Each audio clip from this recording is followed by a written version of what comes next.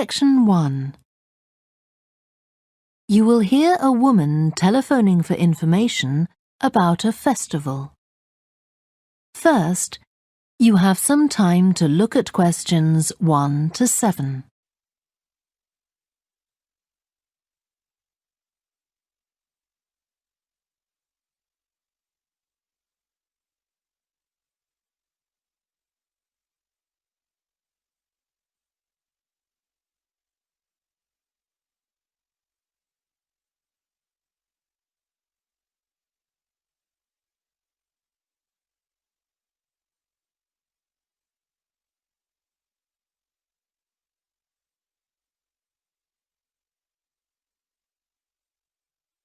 You will see that there is an example that has been done for you. On this occasion only, the conversation relating to this will be played first. Good morning, Stretton Festival box office. How can I help you? Oh, hello. My family and I are on holiday in the area and we've seen some posters about the festival this week. Could you tell me about some of the events, please? Of course. First of all, are there still tickets available for the jazz band on Saturday? There are, but only £15. The £12 seats have all been sold. The man says that tickets are available for £15, so 15 has been written in the space. Now we shall begin. You should answer the questions as you listen because you will not hear the recording a second time. Listen carefully and answer questions 1 to 7. Good morning, Stretton Festival box office. How can I help you? Oh, hello. My family and I are on holiday in the area and we've seen some posters about the festival this week. Could you tell me about some of the events, please? Of course. First of all, are there still tickets available for the jazz band on Saturday? There are, but only £15. The £12 seats have all been sold. OK, and the venue is the school, isn't it? Yes, that's right. The secondary school. Make sure you don't go to the primary school by mistake. And there's an additional performer who isn't mentioned on the posters. Carolyn Hart is going to play with the band. Oh, I think I've heard her on the radio. Doesn't she play the oboe or flute or something? Yes, the flute. She usually plays with symphony orchestras, and apparently this is her first time with a jazz band. Well, I'd certainly like to hear her. Then the next thing I want to ask about is the duck races. I saw a poster beside a river. What are they exactly? Well, you buy a yellow plastic duck, or as many as you like. They're £1 each. And you write your name on each one. There'll be several races, depending on the number of ducks taking part. And John Stevens, a champion swimmer who lives locally, is going to start the races. All the ducks will be launched into the river at the back of the cinema. Then they'll float along the river for 500 metres, as far as the railway bridge. And are there any prizes? Yes. The first duck in each race to arrive at the finishing line wins its owner free tickets for the concert on the last night of the festival.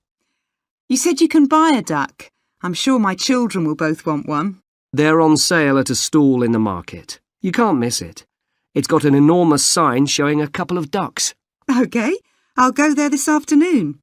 I remember walking past there yesterday. Now, could you tell me something about the flower show, please? Well, admission is free and the show is being held in Bythwaite Hall. Sorry, how do you spell that? B-Y-T-H-W-A-I-T-E.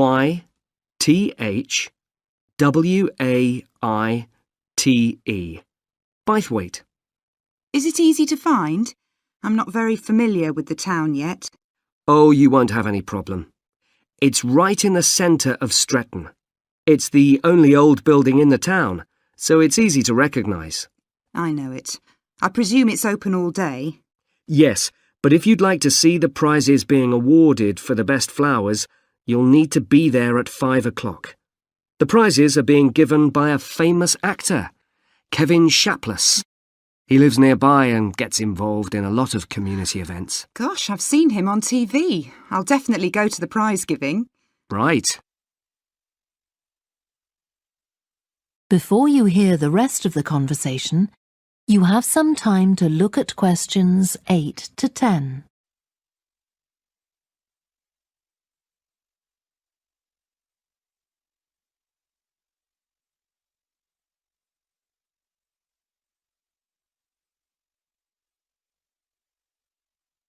Now listen and answer questions 8 to 10. I've seen a list of plays that are being performed this week, and I'd like to know which are suitable for my children and which ones my husband and I might go to. How old are your children? 5 and 7. What about The Mystery of Muldoon? That's aimed at 5 to 10-year-olds. So if I take my children, I can expect them to enjoy it more than I do? I think so. If you'd like something for yourself and your husband and leave your children with a babysitter, you might like to see Fire and Flood. It's about events that really happened in Stretton 200 years ago, and children might find it rather frightening. Oh, thanks for the warning. And finally, what about Silly Sailor? That's a comedy, and it's for young and old. In fact, it won an award in the Stretton Drama Festival a couple of months ago. OK. Well, goodbye and thanks for all the information. I'm looking forward to the festival. Goodbye. That is the end of section 1. You now have half a minute to check your answers.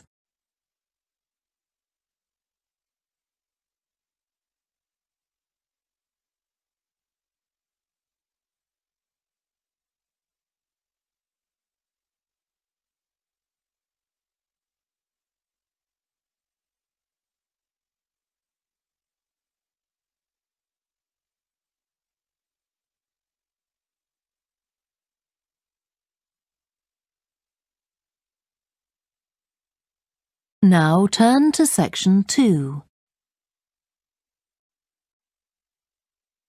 Section 2. You will hear a guide at an art museum talking to a group of visitors. First, you have some time to look at questions 11 to 16.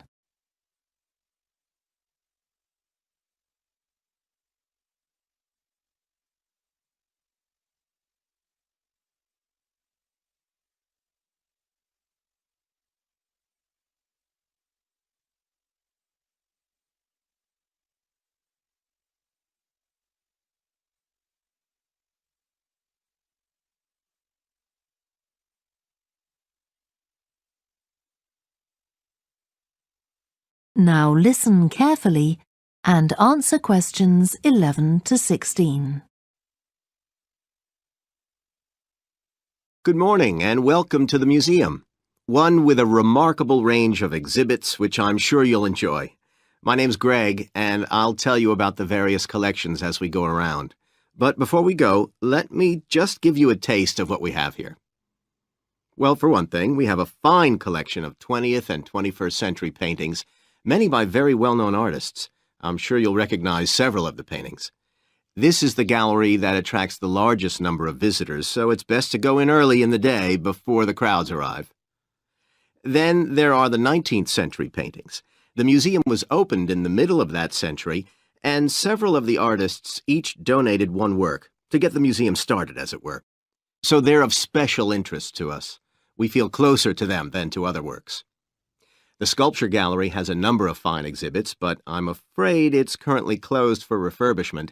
You'll need to come back next year to see it properly, but a number of the sculptures have been moved to other parts of the museum. Around the World is a temporary exhibition. You've probably seen something about it on TV or in the newspapers.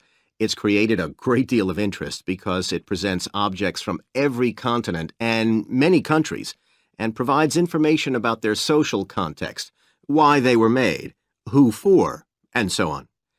Then there's the collection of coins. This is what you might call a focused specialist collection, because all the coins come from this country and were produced between 2,000 and 1,000 years ago. And many of them were discovered by ordinary people digging their gardens and donated to the museum. All our porcelain and glass was left to the museum by its founder when he died in 1878, and in the terms of his will, we're not allowed to add anything to that collection. He believed it was perfect in itself, and we don't see any reason to disagree. Before you hear the rest of the talk, you have some time to look at questions 17 to 20.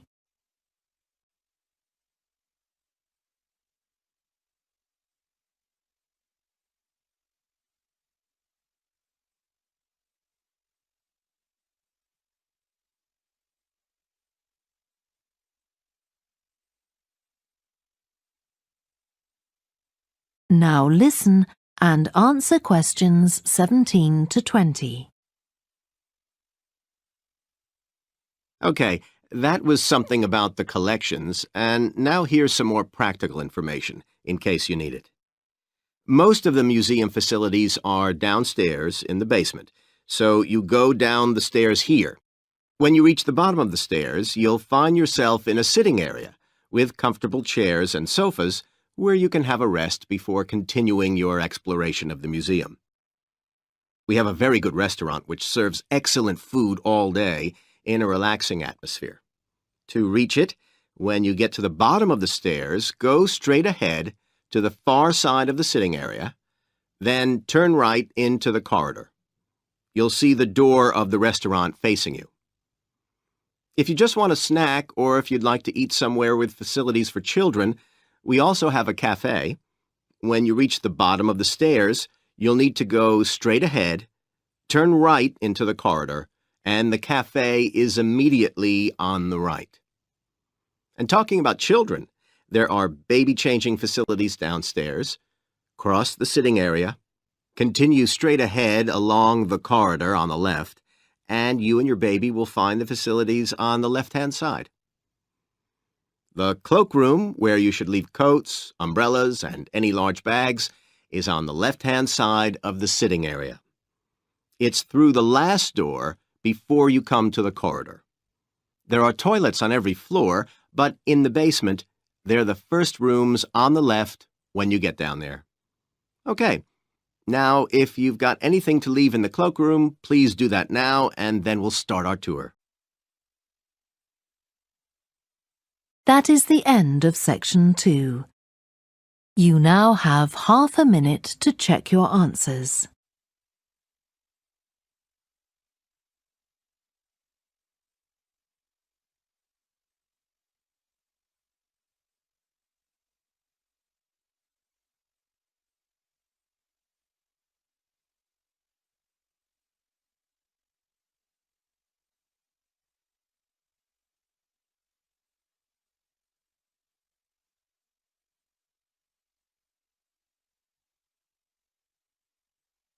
Now turn to section 3.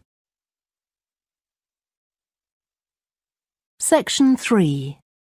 You will hear a student called Joanna talking to her new supervisor about some research she has done on psychology and music. First, you have some time to look at questions 21 to 26.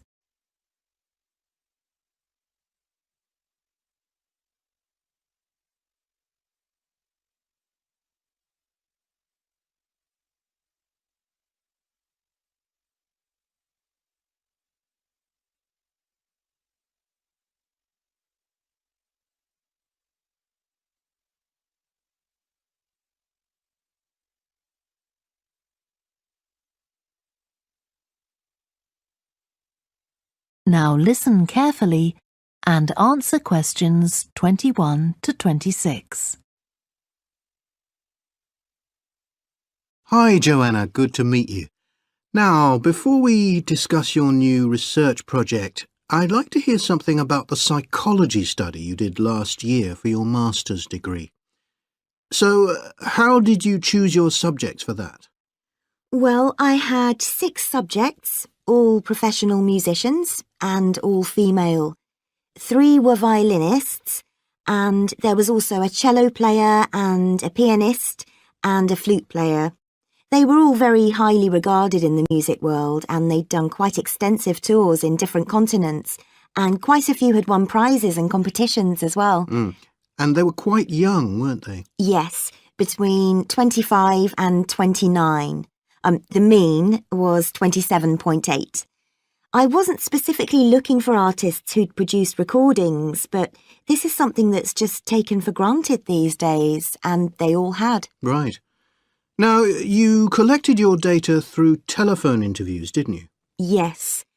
I realised if I was going to interview leading musicians, it'd only be possible over the phone because they're so busy. I recorded them using a telephone recording adapter. I'd been worried about the quality, but it worked out all right. I managed at least a 30-minute interview with each subject, sometimes longer. Did doing it on the phone make it more stressful? I'd thought it might. It was all quite informal though, and in fact they seemed very keen to talk. And I don't think using the phone meant I got less rich data. Rather the opposite, in fact. Interesting. And you were looking at how performers dress for concert performances? That's right. My research investigated the way players see their role as a musician and how this is linked to the type of clothing they decide to wear. But that focus didn't emerge immediately. When I started, I was more interested in trying to investigate the impact of what was worn on those listening, and also whether someone like a violinist might adopt a different style of clothing from, say, someone playing the flute or the trumpet. It's interesting that the choice of dress is up to the individual, isn't it? Yes, you'd expect there to be rules about it in orchestras, but that's quite rare. Before you hear the rest of the discussion, you have some time to look at questions 27 to 30.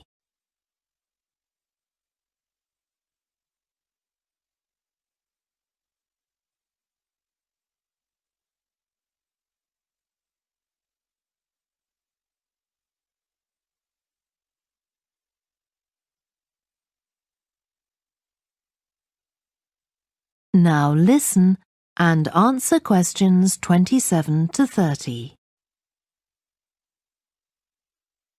You only had women performers in your study. Was that because male musicians are less worried about fashion?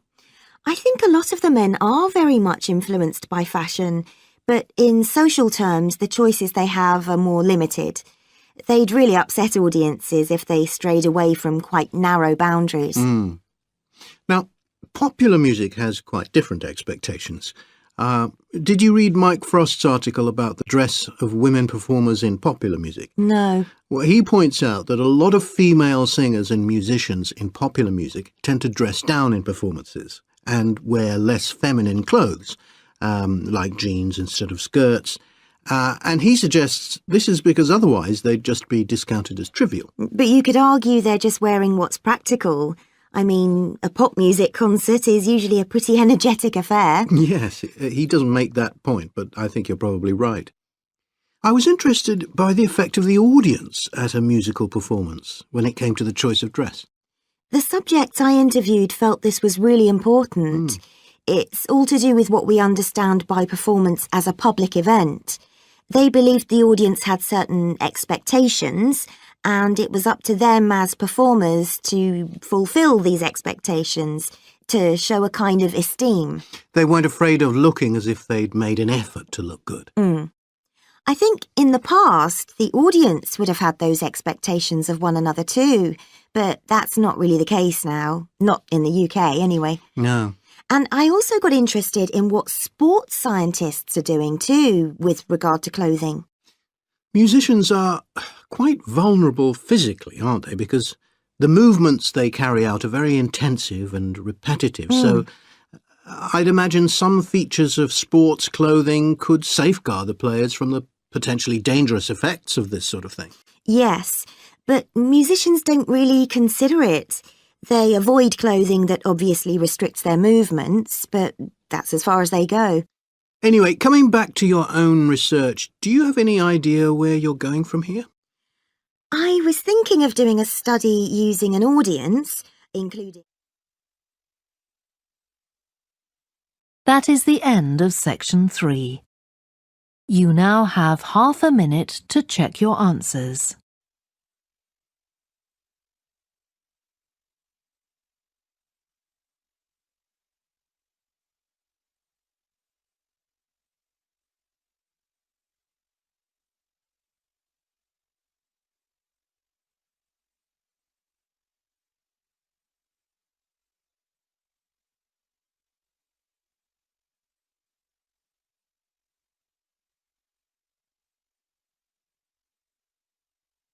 Now turn to section 4. Section 4. You will hear part of a lecture about a way of reducing the amount of carbon dioxide in the atmosphere. First, you have some time to look at questions 31 to 40.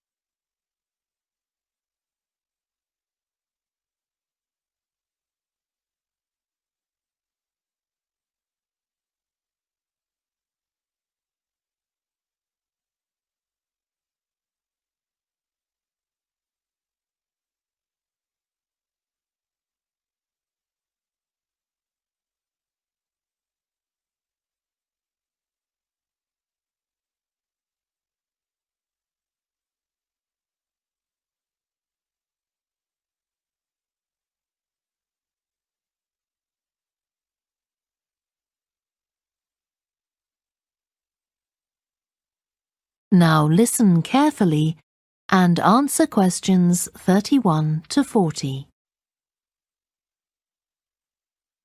As we saw in the last lecture, a major cause of climate change is the rapid rise in the level of carbon dioxide in the atmosphere over the last century. If we could reduce the amount of CO2, perhaps the rate of climate change could also be slowed down. One potential method involves enhancing the role of the soil that plants grow in with regard to absorbing CO2.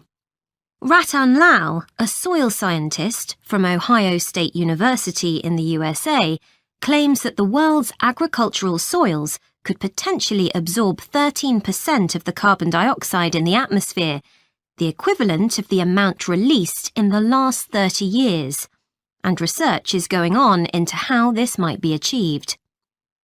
Lal first came to the idea that soil might be valuable in this way, not through an interest in climate change, but rather out of concern for the land itself and the people dependent on it.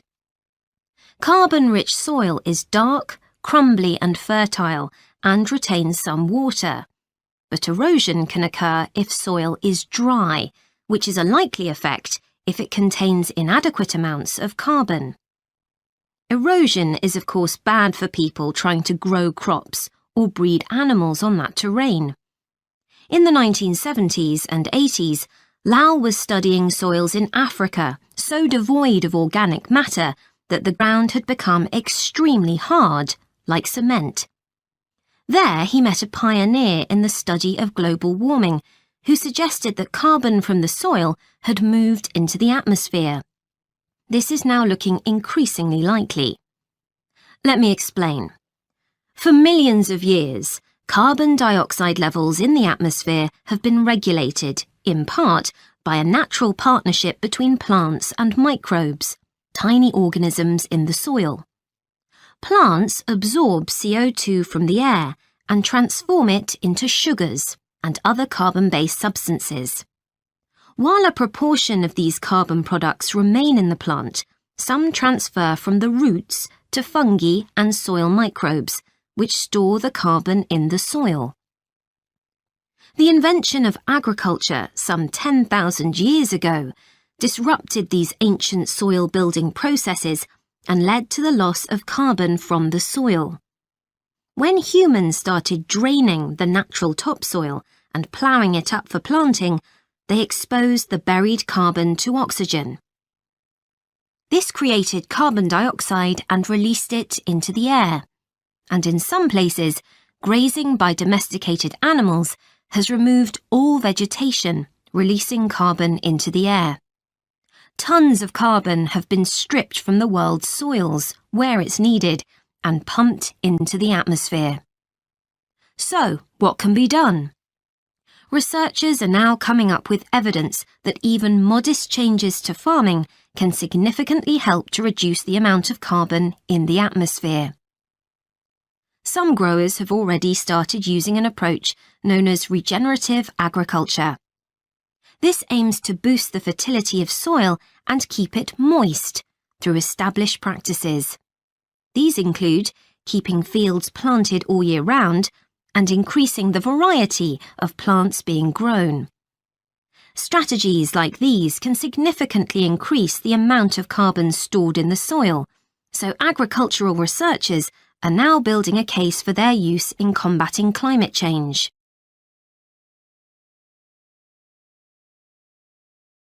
One American investigation into the potential for storing CO2 on agricultural lands is taking place in California. Soil scientist Wendy Silver of the University of California, Berkeley, is conducting a first-of-its-kind study on a large cattle farm in the state. She and her students are testing the effects on carbon storage of the compost that is created from waste, both agricultural, including manure and corn stalks, and waste produced in gardens, such as leaves, branches, and lawn trimmings. In Australia, soil ecologist Christine Jones is testing another promising soil enrichment strategy. Jones and 12 farmers are working to build up soil carbon by cultivating grasses that stay green all year round. Like composting, the approach has already been proved experimentally. Jones now hopes to show that it can be applied on working farms and that the resulting carbon capture can be accurately measured. It's hoped in the future that projects such as these will demonstrate the role that farmers and other land managers can play in reducing the harmful effects of greenhouse gases. For example, in countries like the United States, where most farming operations use large applications of fertilizer, changing such long-standing habits will require a change of system. Ratan Lal argues that farmers should receive payment, not just for the corn or beef they produce, but also for the carbon they can store in their soil. Another study being carried out. That is the end of section 4. You now have half a minute to check your answers.